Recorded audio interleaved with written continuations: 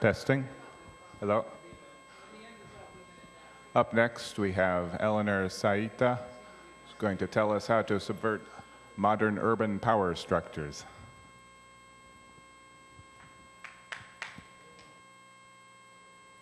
All right, I guess we're starting with a pretty small crowd today. We'll see if more people filter in. Anyway, I'm going to talk about what people, what individuals can do to and for the cities that they live in a pretty direct way.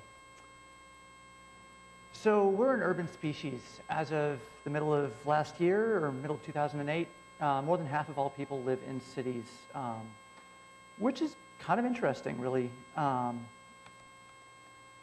Cities are power structures. They are huge conglomerations of wealth. They embed themselves and reproduce the socioeconomic hierarchies of the societies that create them and that they comprise. A city controls what we can do and tells us what to desire and tells us what actions we can and cannot take in interesting ways. The postmodern city of modern capitalism changes us a lot of the times in ways that we don't like. We can find a lot of really good things in cities, but we can, community, culture, friends, resources, all of that kind of stuff. But we also can see this sort of totalizing schema of consumption that, you're driven to consume and buy and that kind of thing. Social alienation, this sort of hyper-normativity and disengagement from the people around you, which, maybe aren't things that we necessarily want in our lives. As individual citizens and residents of cities, we often think of ourselves as not really having that much control over the environments that we exist in. Cities, as reproductions of power structures, are often kind of hostile to the ways that we might want to change them. But within the hacker culture, we know how to change systems, and cities are basically systems. So there's no reason why we should be disempowered in that kind of way. This talk is intended for people who, whether or not they're members of the hacker culture, are interested in improving the places where they live in a pretty direct way. We're going to look at a set of ways to understand how the changes that you make can affect the city that you live in. We're going to look at the kinds of power structures and the external forces that change the shape of cities.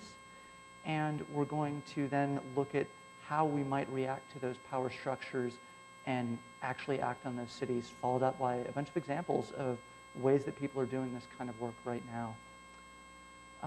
Given the nature of cities as embodiments of power structures, it should be pretty obvious that you can't really have an apolitical urbanism. The left and the right view these sort of power structures in very different ways, and the tools that we use to understand cities, sociology, history, geography, economics, are all not neutral. They all have inherently political viewpoints. So this talk, therefore, obviously comes with a kind of a specific political understanding. As we explore the city and our responses to it, we're interested in quality of life for all citizens in that city, not just for some specific class or category or that kind of thing. And we're interested in a specific kind of quality of life. We're not talking about this kind of traditional efficiency-based urban planning, but a more human quality of life. Is the city alive? And not, do the people enjoy it? And not in like the sort of shallow, consumptive Dubai hedonism kind of way, but in the deeper way, the sort of quiet pleasure of time well lived. These are the kinds of questions which we can find interesting, but they're in a lot of ways directly opposed to the mindset of urban planning based on the maximization of extracted value and the efficient conduction of business. This puts us kind of necessarily in opposition to a lot of the core processes of capitalism.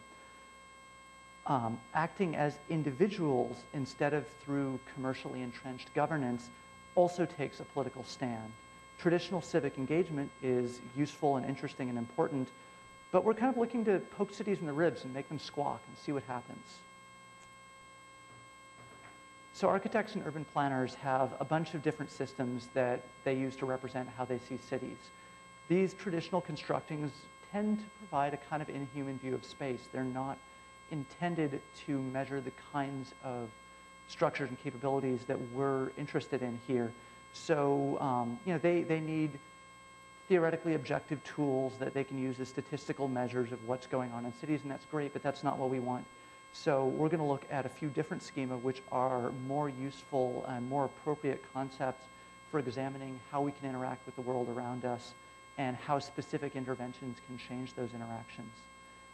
If we have to, or if we want to intervene in a city, we need to understand what our intervention is going to do, whether or not it's going to change the city in a positive way, and these tools can help give us that understanding.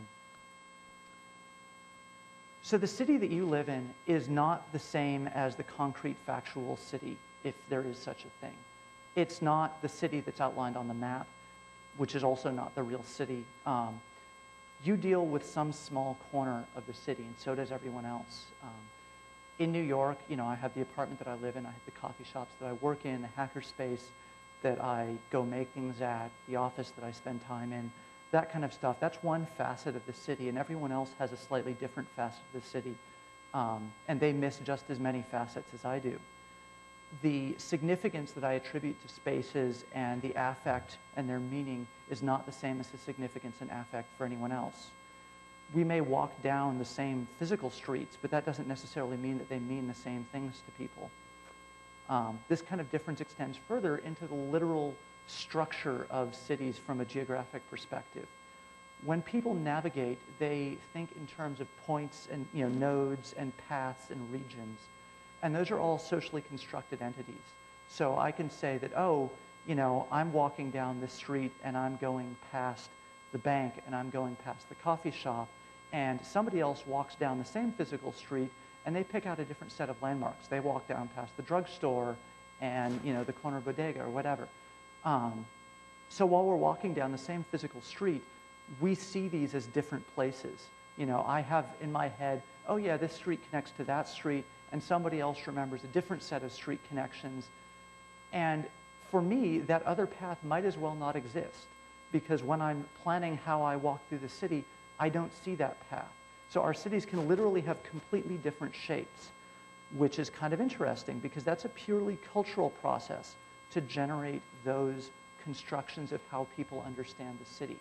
There's a concept called an imaginary, which is some culture, some subgroups, understanding of what the city is. And an imaginary, in a lot of ways, is a city. It's a culturally produced object that is shared. It's produced when people have experiences in the city and talk about them to each other, to other people. Cities are produced not just by concrete, and not just by the experience of living, but by music and writing and movies and conversation and all of these kinds of shared things that build up this sort of unified imaginary of what some group of people think about the place where they live. And in a lot of ways, that imaginary is as real or more real than the actual city. So if you change that imaginary, that understanding of the city, you can change the actual real city without ever changing a single brick, which is kind of interesting from our perspective as individuals wanting to change cities. The notion of an affordance is a concept from industrial design, and it's how the properties of an object change how you can use it and how you think about using it. The classical example is door hardware. So different door handles change the way you think about interacting with the door. If you see a flat plate on a door, you're probably going to push on it. That door affords pushing on it. If you see something like that, you're going to say, oh, that wants to turn, like that's the operation that it supports. So therefore, turning on it, and then from the shape of the door jamb, that tells you, oh, I need to pull out on this door to open it. So this is this very, this is the kind of very low-level messages that objects communicate to us. There's a concept of an affordance mismatch, which is when an object affords certain actions, but those aren't the actions that actually make it work. So for instance, this door, that kind of looks a lot like a push plate, and it's the same on both sides. So what do you do there? You don't actually know how to interact with that door until you read the sign. That sign is an indicator that there's some affordance mismatch in this door, because you can't just interact with it without having to read a sign. There's another kind of affordance mismatch, which is say, okay, well, let's say I want to shut that door and get some privacy. That's not really going to work. It's a glass door. So this is a kind of an interesting concept, and you can apply this to the design of things larger than like the industrial object scale, you can apply it to cities. And you come up with the idea of an affordance for living. You know, how the real or perceived properties of an object affect the way you can live with it and around it in this kind of fully contextual sense. If you have a bench on a city street, it has one immediate, obvious affordance, sitting on it. You know, you can build a bench that's more or less comfortable, more or less durable, uses less material, et cetera. That's still kind of in the range of industrial design. To move beyond industrial design, you have to look at the way people may want to use that bench. In especially beneficent cases on the street, you know, you get a bench with a shelter on it. But a lot of the time, that bench isn't actually very friendly to its users. You know, it may not be a bench that you certainly probably can't lay down on it on your average city bench. You know, if you're especially unlucky, you probably can't even keep sitting on it without a certain amount of effort. So this is a design, you know, this is a situation where that object only affords a very specific kind of interaction with it. We can expand that set of affordances and, you know, look at how that changes the way people can interact with that. For instance, what if you'd like to sit on the bench in the sunshine and eat your lunch? That's not the bench that you're going to sit on. You know, that's a bench that affords sitting and waiting for a bus, and only that.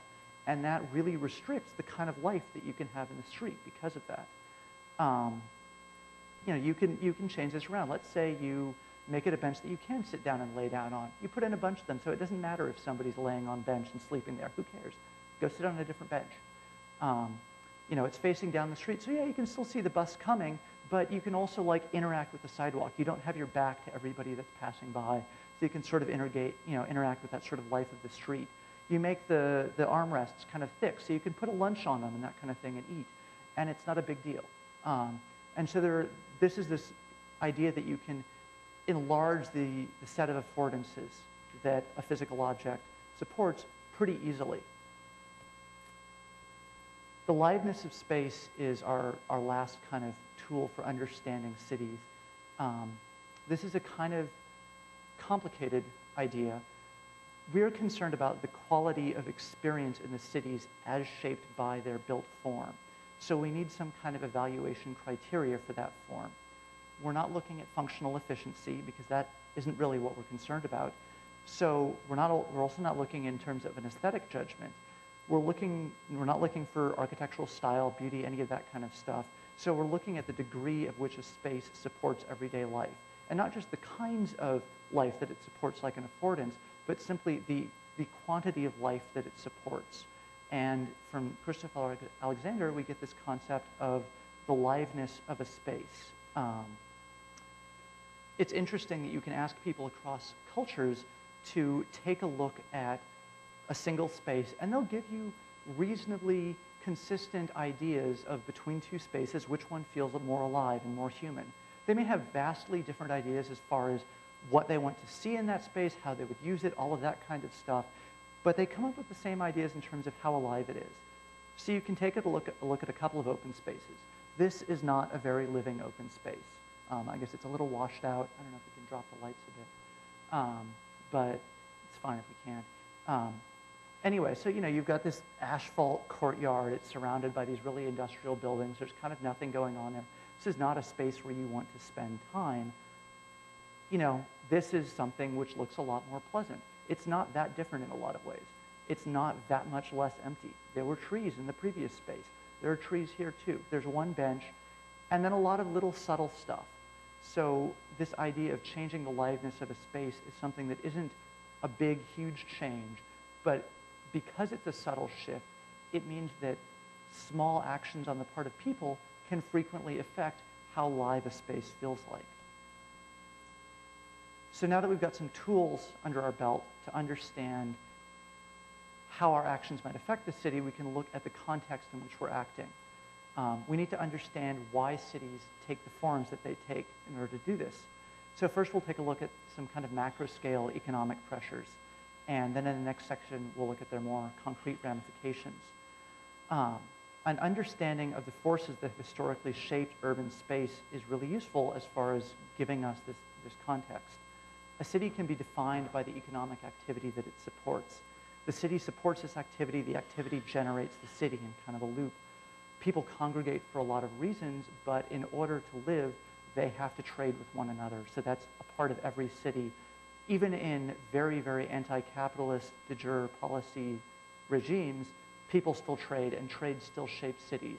You know, North Korean cities still have market sectors for the black market, and that still affects their geography. Even though, you know, yeah, trade is technically banned. In modern industrial and post-industrial capitalist societies, market forces shape the city more profoundly than any other factor. This purely economic understanding of the city is kind of a problem for the living human space that we want to see. And that kind of economic process can really dehumanize space. So, capitalism in the city. Capitalism provides a central schema for urban life that optimizes for things that we don't necessarily want. It optimizes for the extraction of value, and it optimizes for wealth generation. You know, in this very kind of narrow, focused way, it forces all spaces to be valued for that potential. Capitalist pressure attempts to reduce the role of the state to only those things that support that wealth generation, that extraction of value, and then attempts to force the state to assume as much risk as possible in a way that we've seen really obviously, really recently, that's associated with that generation of wealth. The other thing that it does is it forces anyone who's trying to do something that isn't directly generating wealth to continually justify what they're doing, continually justify their existence, and kind of compete for whatever resources are left over. A lot of the time, those resources may be expressed in the form of charity, whatever. And traditional economic activity is relatively unquestioned. It's still forced to be competitive, but its access to those resources isn't questioned. In geographic terms, this yields the concept of the highest and best use. There's pressure to convert land currently under use, which is seen as economically marginal, like a park or, you know, some artist collective or that kind of thing, to a more profitable use, like luxury condos. There's the related concept of rent gap, which is the difference in income to the owner in the city between what's currently realized by the property and what can be extracted from it. Many of the things that improve quality of life are not things which maximize value. Parks, affordable useful public transportation, social services, cultural programs. They're either an overly expensive drain on the tax base, or entirely in the category of services that municipalities shouldn't provide at all because the private enterprise could make more money off of providing them. The time scale that capital operates on is also kind of interesting here. Enterprises attempt to maximize profit over very short life cycles, quarters, maybe a few years.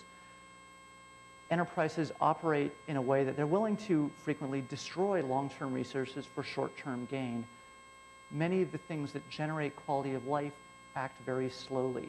You can't build a park in a couple of years. It might take a decade to get trees to grow and all this kind of stuff. That trade-off is very interesting in the context of wanting livable cities. There's another interesting thing which has happened as cities have become more global. As globalization has altered the scale at which capitalist processes operate, disconnected national markets and disconnected regional markets have all gone into competition against each other. So now localities, cities individually are competing against each other across the globe. And this means that one single city can't simply say, oh, I think we should have a lot of parks here. And the people in the city think that we should have a lot of parks there. And they've gathered up enough votes or whatever to overrule whatever corporate interests. Now all of a sudden there's this outside pressure coming in and saying, oh, well these parks are going to cost, these parks are going to force us to raise tax rates, and these other cities, well, they don't have parks and they don't have to pay those taxes. So that makes us less competitive, and therefore we're going to lose business. And it forces cities to, it forces this kind of, searching for a lowest common denominator of social services.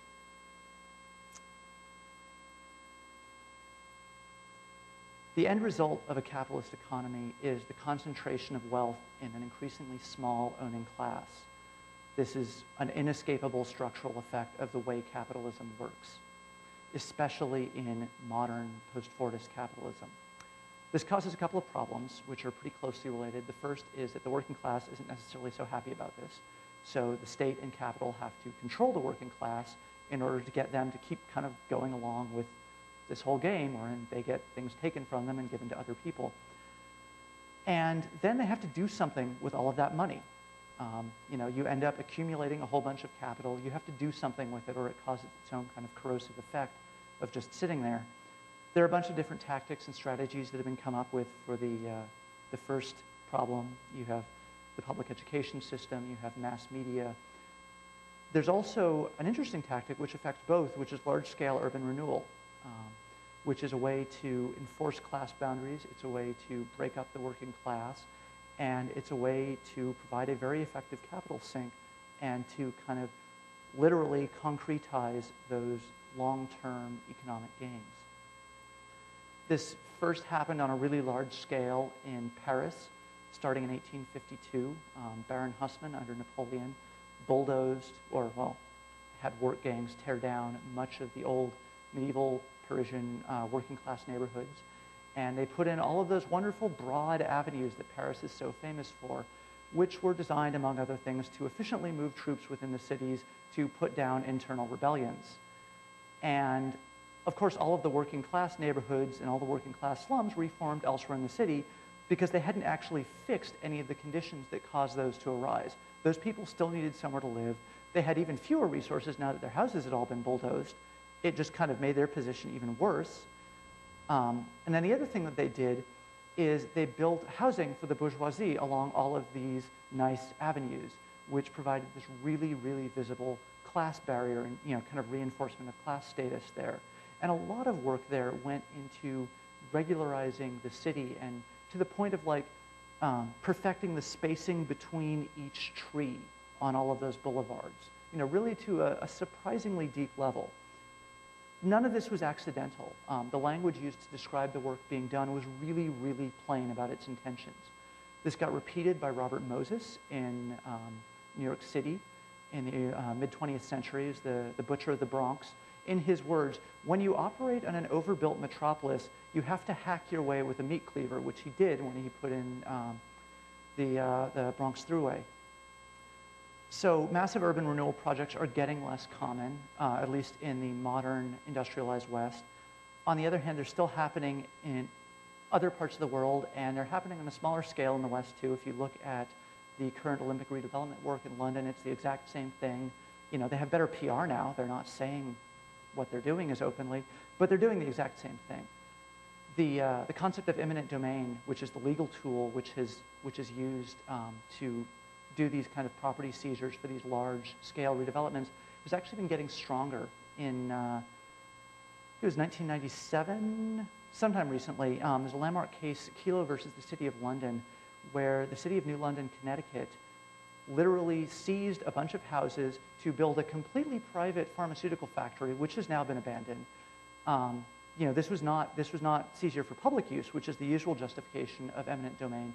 This was purely seizure for private use for a higher and better purpose. This was just seizure to improve the tax bracket. And this was held up by the Supreme Court. So another interesting thing has been the evolution of zoning laws. Zoning laws are not actually that economically neutral the way you kind of might think they are. So this is an example of how the same large-scale forces apply on much, much smaller, finer scales as we get down into these kind of microeconomic and concrete effects. The changes in transit technology at the end of the 19th century and the early 20th century profoundly reshaped American cities, and cities all over the West. Before the transit revolution, if you had the means to live close to where you worked, you did so because you didn't want a long walk to work, and people did walk to work. As first electric trams and then cars and especially motor buses appeared, the better off moved outside of the urban core. You know, they gave themselves some room, they gave themselves some privacy, and this process continued throughout the 20th century, especially after the Second World War. Zoning laws first appeared in the 1870s in Germany, showed up in the US in 1910, and were very, very widespread across the US by the 20s. At first, they were used as a tool to control like noxious industries, tanneries, that kind of stuff, from building too near residential areas, which was, generally an agreeable goal. As new building technologies allowed people to build much higher and that kind of thing, they started being used to regulate how building was used, not just the use of those buildings. And as new transit technologies came in, they were also used to shape the city and kind of compartmentalize activities. This is where you started getting the first idea of residential districts versus, the places where people worked. The industrial districts had been around for a long time. So there had previously been a set of nuisance laws which were used, but the nuisance laws started breaking down with the car because the nuisance laws were designed to deal with things which were actually nuisances. And what zoning laws were doing, among other things, was controlling social class and where people of different social classes lived. So you end up with suburban areas where you can only live if you have a private automobile, not somewhere where you can live, they kind of gating off the effects between the areas that were serviced by the public transit lines and the tram lines and that kind of thing, and the motor buses, and the areas, in the richer areas. So this really introduced a whole new kind of class segregation to American cities that really wasn't there before. One of the other interesting effects of zoning laws, and one of the primary drivers of their popularity from the developers as much as the landowners, was the use of zoning laws to maintain the value of housing investments over time. As developers built these new suburbs, they were trying to convince people to put almost all of their income into a single undiversified investment. And so they had to prove to people that, hey, this is still going to be worth something in 40 years. So they created zoning laws to say, no, the poor people won't ever be able to move into this town, and like that street isn't zoned for a transit line, so there'll never be a transit right-of-way put down that street, so you know that your house is still going to be worth something because the riffraff won't come in on the tram. This split between actions in support of the public good and actions in support of class and capital values defines a lot of the history of zoning laws. It's occasionally been a tool of the progressive left and has been used in support of integration and that kind of thing, but it's much more frequently been a right-wing tool of socioeconomic control. Nuisance laws were really sufficient for most of what the progressive left cared about for zoning laws.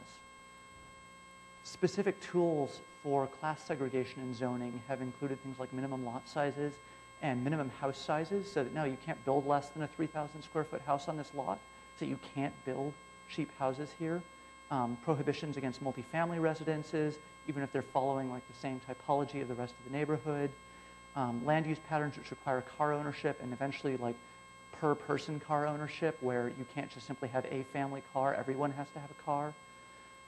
Prohibition on live-work land use, even where commercial use isn't going to be disruptive, like, a little corner store is not disruptive in the middle of a commercial neighborhood. This is very different from like a big office, which is bringing a whole bunch of people in. Another thing which is kind of interesting is that zoning districts operate along the lines with all of the other administrative districts. So you have zoning districts and school districts lined up. And as schools became desegregated, zoning law was a way to keep them artificially segregated.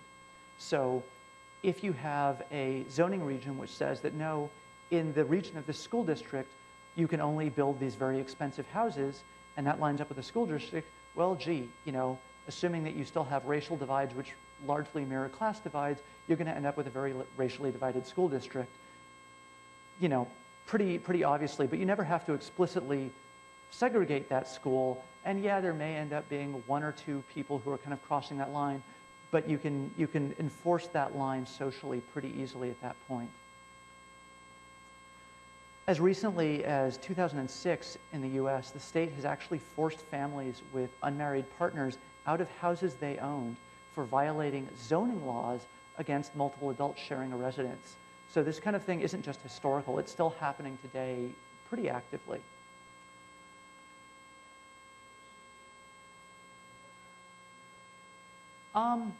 I think it's kind of all over the map.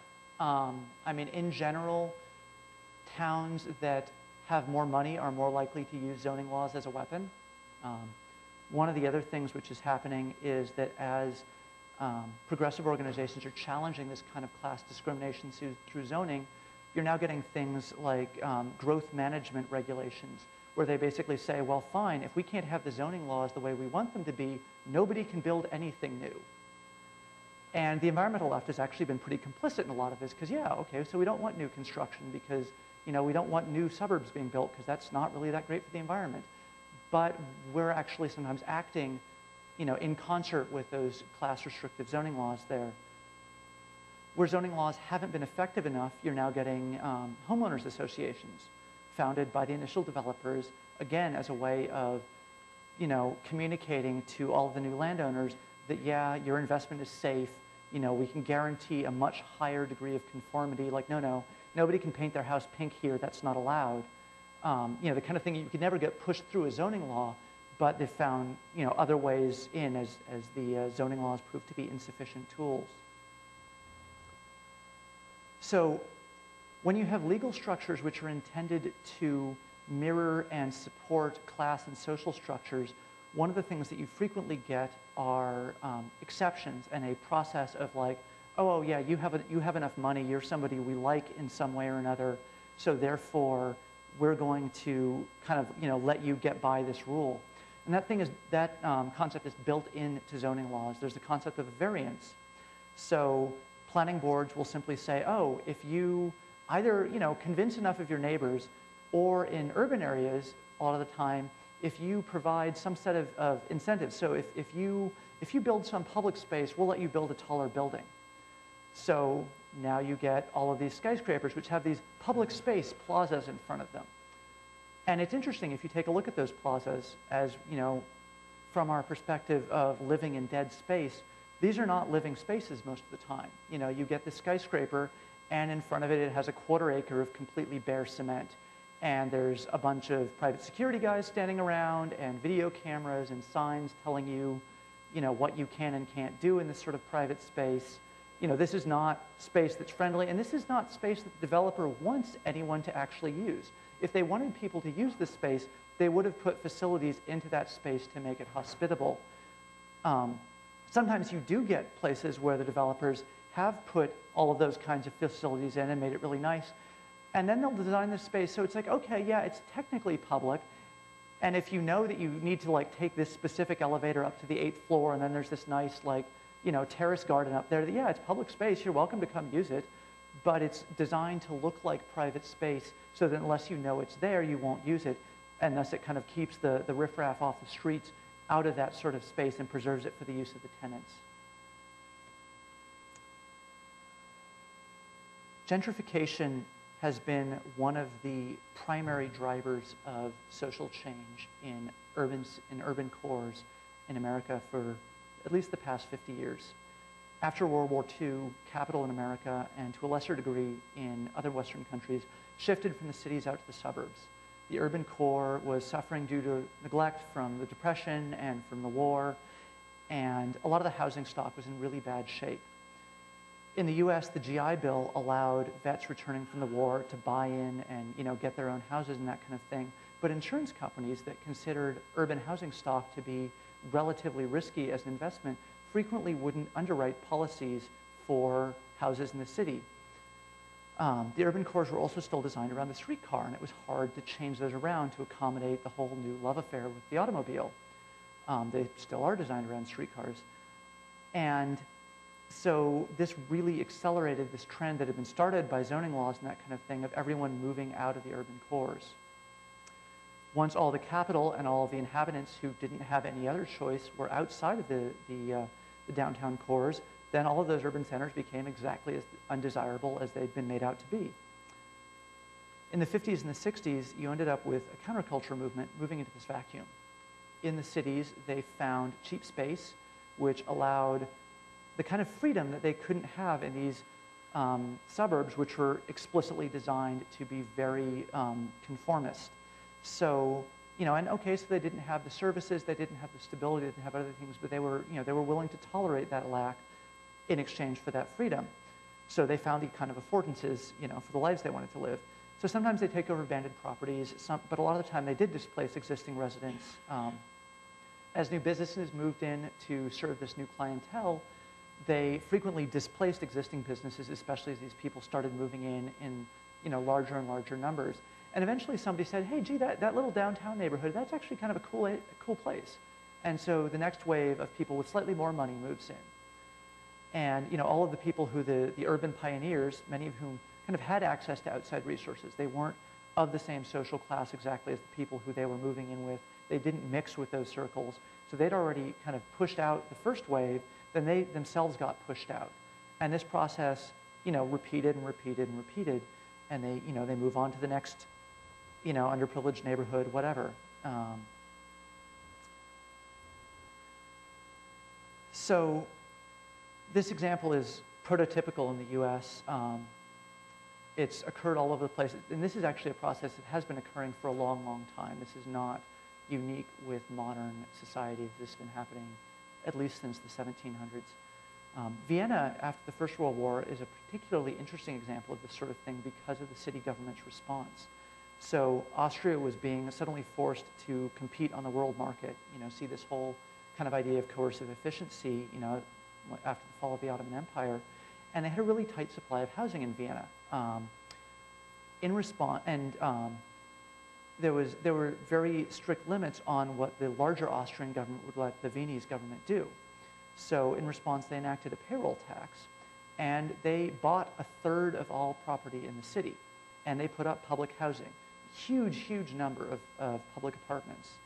They were designed not just as low-income housing, they were class integrated, different sizes of apartments, all of that kind of stuff, and they were given away by a lottery in a socially equitable manner. This kind of large-scale response to gentrification, this kind of large-scale support of mixed-income housing is basically unthinkable in any modern city. It would never happen, which is kind of a problem for communities that want to resist this kind of gentrification, because without that sort of large-scale response, you're kind of in a tough way. Various tactics have been tried to oppose gentrification. Common ownership of property is basically the only thing that works. If you don't own property in common, then any given individual can be coerced out of like, oh, well, yeah, that's a nice that's a nice piece of land that you ended up owning through some lottery process or something, but well, we'll give you a bunch of money for it, which may still be much less than the fair market value, but especially when you're dealing with low-income housing, you don't necessarily need to give people fair market value to buy them out of their property. And so you do it in this kind of piecemeal fashion, and soon enough, a neighborhood is broken up enough that the kind of cohesive core that was allowing it to survive is broken down.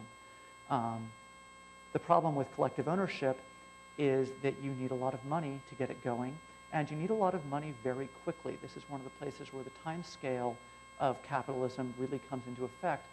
The real estate market moves really quickly. So if you suddenly realize that, oh, gee, there's like a dozen new condos going up because this neighborhood just got rezoned, yeah, good luck raising $50 million in 6 months to collectively buy all that property. It's not going to happen.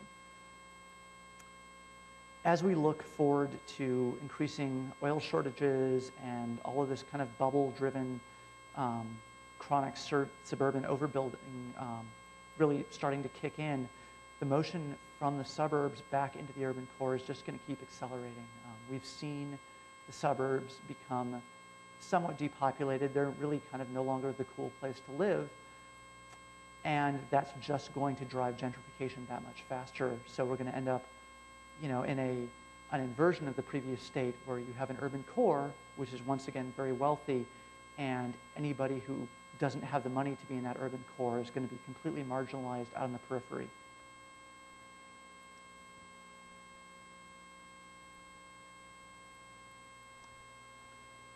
In Renaissance Europe, the idea of the plaza was the kind of the heart of the city. In smaller cities, you have all of the main administrative buildings, the church, the market, all of the city's wealthiest homeowners, et cetera, all clustered around this one specific place. On a market day, it literally becomes the prime commercial space in the city. In larger cities, maybe you have like a few different squares, but there's still this kind of idea of the plaza as being the public space and where the social life in the city exists. they're also where culture is constructed because they're the main exchanges. They're where people meet. They're where people talk. They're where social interaction occurs, and they're where ideas are contested. This idea of the public didn't really occur in Europe until the Renaissance, because under the feudal structures of pre-Renaissance Europe, you didn't really have the idea of a nation. You had the idea of this feudal structure with a specific person that who literally embodied the nation state. You couldn't have this concept of a public until the ruler was no longer literally embodying that state anymore.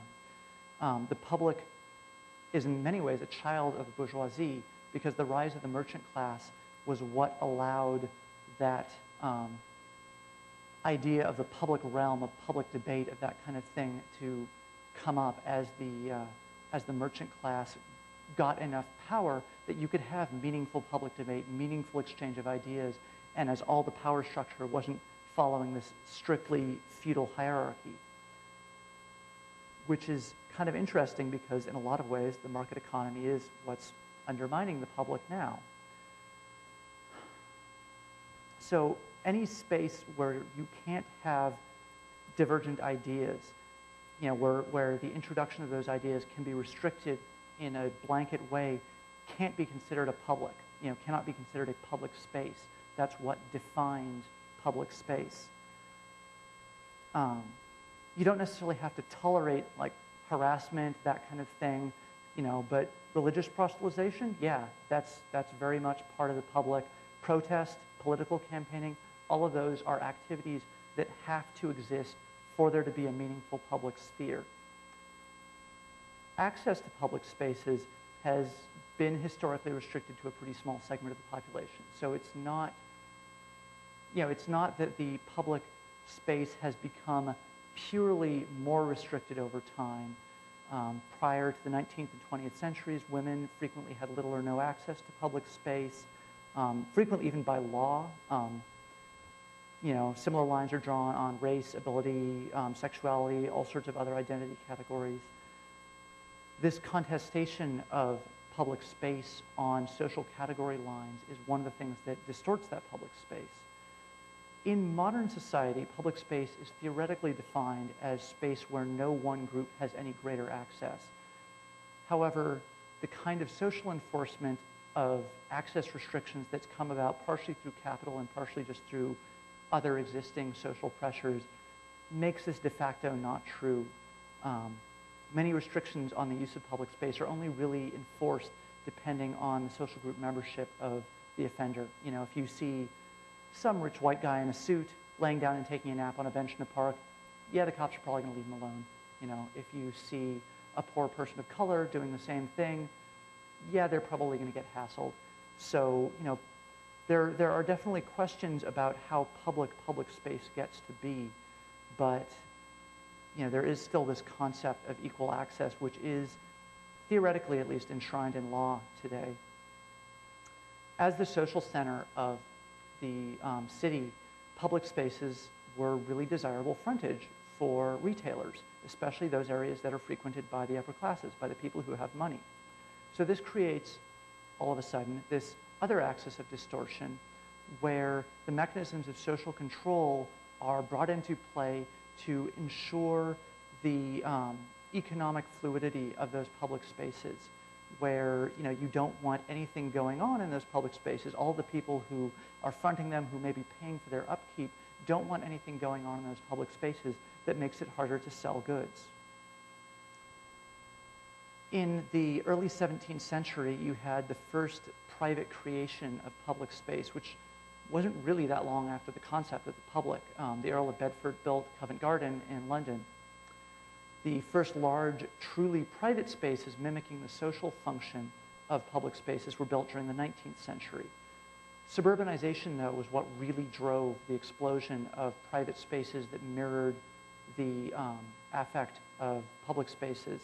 Once you got the mall and once you had the automobile so that you could say that, no, only people who can afford a car can get to the mall and are thus welcome to inhabit its space, that was when, the concept of this private public space really took off. And if you just look at the structure of a suburban mall, there's this moat of parking around it, enforcing that barrier. If you don't have a car, you literally have to walk across this like contested space where you're not really welcome. That space is not designed with convenient pedestrian walkways and that kind of thing. So once you have this concept of a private public space existing in suburbia, then it got brought back into the city. It got engineered into the urban core, and you get this entirely new basis for excluding categories of people in urban spaces. Since then, you've had new categories of these sort of semi-public, semi-private spaces where private entities are taking over some government functions. Metropolitan improvement districts, that kind of thing, are spaces which, yes, they may technically still be public streets, but they're starting to blur the lines more and more. You get open-air shopping malls where, okay, yes, I'm still walking down something which looks like a street. There isn't necessarily any indication that I'm not just walking on a public street, but you're not anymore. You're suddenly in very, very different legal terrain. And if you pull out a camera or a protest sign, you'll be informed of this fact very, very quickly. Advertising is further eroding this distinction between what is public space and what is private space. When you get advertising displayed on publicly owned buildings or on billboards that overlook public space, in a certain kind of way, you can no longer say that that space is public. It has this commercial interest intruding into it and shaping it.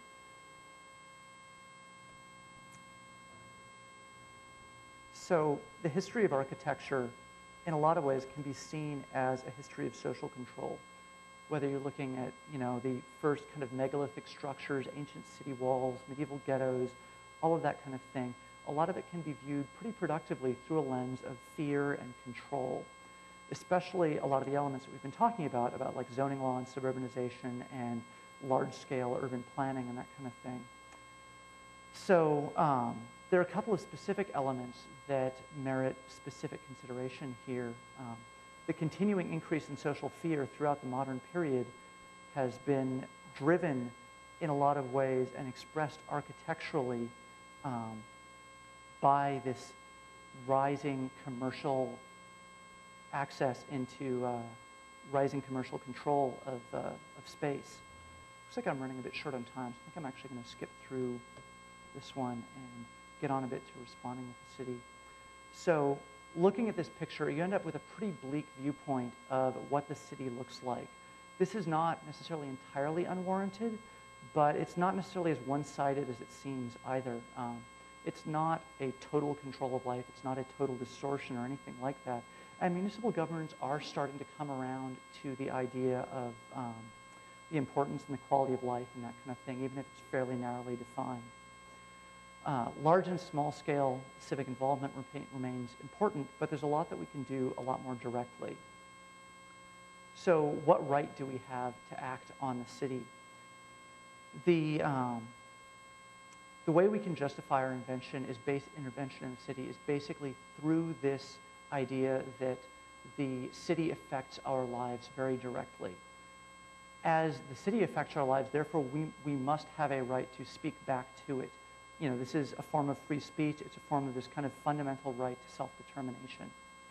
So from this, you get the right to the city, and you get this concept of spatial justice, where basically the application of economic and social justice as it applies to cities. This talks about property rights. This talks about a lot of things along those ways, and it's fundamentally about this urban self-determination. If we're working from this basis that everyone has an equal right to the city, then we need to make sure that the work that we're doing is also founded on this kind of equality. Any intervention claims limited resources in the city. If we want to intervene in the city, we need to reach out across lines of race and sex and gender and ability and orientation. We need to work with people who are not, people who are othered in our space. We need to bring them into the fold and make sure that we're operating in an inclusive manner. A lot of the time, this kind of work is pretty difficult. Reaching outside your comfort zone isn't that easy, but you kind of have to do it if you want to intervene from this perspective. working in an informal manner is really, really useful.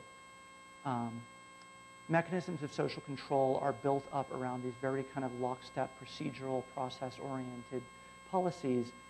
If you can work from an informal perspective, you get around a lot of those. You can just kind of make an end run around them. You have this concept of tactical urbanism, the ways that people live in order to make do inside those social structures of control. It is not something that we should take lightly because tactical urbanism has a cost.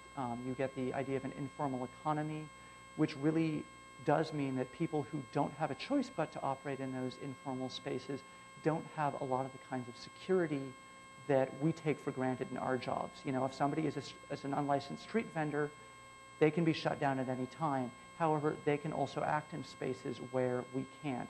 So it's important to keep in mind that informality is, you know, of use, but of limited use and of something to be wary of in our interactions. Modern communication networks can be really useful for building these kinds of informal structures. We have our Twitter, we have our Foursquare, we have all of that kind of thing. We can organize socially in very lightweight ways. However, it's also a mistake to think that this can necessarily challenge these mechanisms of social control at too deep of a level. The state has shown repeatedly that when it is actually threatened by these kinds of informal tactics, it can crack down pretty quickly. So what is an intervention? If we want to intervene, we're looking at this kind of informal, intentional action that's changing some kind of space that we're inhabiting. There are limits as to what we can do with interventions. You know, a lot of the things that we want to challenge here are fundamentally social problems. We're not going to be able to design our way out of poverty, but we can still possibly create a more pleasant city and create a city which will lend itself to the processes which will eventually cause that kind of long-term social change. We can't necessarily look at the actions that have been successful in other places. Just because something worked in one city and in one context doesn't mean that it will necessarily work in our context, which is why we started with the first principles and these understandings of ways to evaluate the effect of an action on a city. One of the interesting things that we can look at for ways to create space and ways to change space is thinking of space as an event. Any space has a lifespan. If you have a market, if you have a building is built, it's used, it's torn down. So if we want to create spaces, we can create physical changes in the city, but act in a temporary way and create these temporary spaces that still have a lasting change on the city, a lasting effect on the city. We don't need to necessarily alter the concrete city. This concept of an imaginary means that we can play with the ideas that people have about the city and change them in these very lightweight, easy to alter ways. We don't need to shock people. We're not trying to force people out of the way that they're thinking about the city. We want to engage them. The idea of bringing people in, getting them to play, getting them to be emotionally involved in what we're doing. Some of the time when we're creating affordances or when we're altering the city, we don't necessarily want our alterations to be visible. While in a lot of these cases we do, the idea of an affordance can a lot of the time be much more useful when it's invisible. We also have this idea of a material hierarchy. If you want to change the city from building, a new building, that's really expensive. But there are a lot of cheaper, faster, easier ways to change cities. You can change a city with data, literally just change the imaginary. Just look at, telling people about new resources, getting people to communicate, getting people to think about the city differently. You can use light. Projected light can define a social space, can define an area very easily. You can use paint, graffiti, art, all of this kind of stuff can also get people to think about cities and get people to interact with cities differently in a very lightweight way. You can use fabric, you can do these kind of deployable structures that alter cities, again, without having to actually build something. And then if you have the money, if you have the resources, you can actually build something. So I'm going to skip the examples since I don't think we really have time for them. Looks like I'm running a bit over. If if anyone has any questions, I'd be happy to take them now.